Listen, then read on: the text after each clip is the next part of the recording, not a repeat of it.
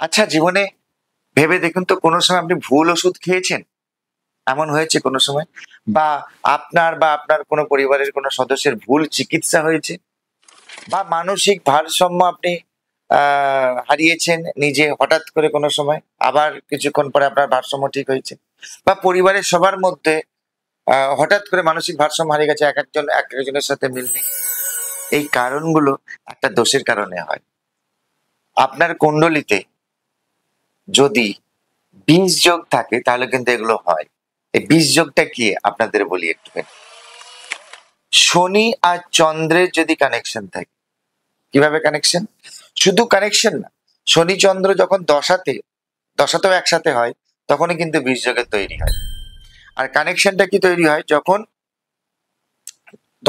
ধরুন শনির উপরে চন্দ্রের দৃষ্টি পড়ছে, হ্যাঁ? বা চন্দ্রের উপর শনির দৃষ্টি পড়ছে, বা শনি চন্দ্র এক ঘরে কখনো বসে আছে, বা শনি যখন রোহিণী এবং শ্রবণা নক্ষত্রে, আর চন্দ্র যখন পুষ্যা বা উত্তর ভাদ্রপদ নক্ষত্রে থাকে, তখনই কিন্তু এই যোগটা অ্যাকচুয়ালি সৃষ্টি হয়।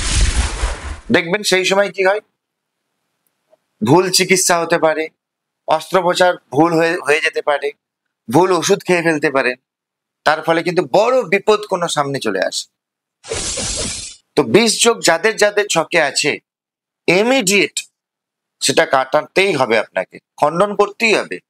অবশ্যই নিচের দেওয়া নাম্বারে যোগাযোগ করুন। এই বিষ যোগ যদি খণ্ডন না করেন, দেওয়ালে পিঠ থেকে যাবে একসময়।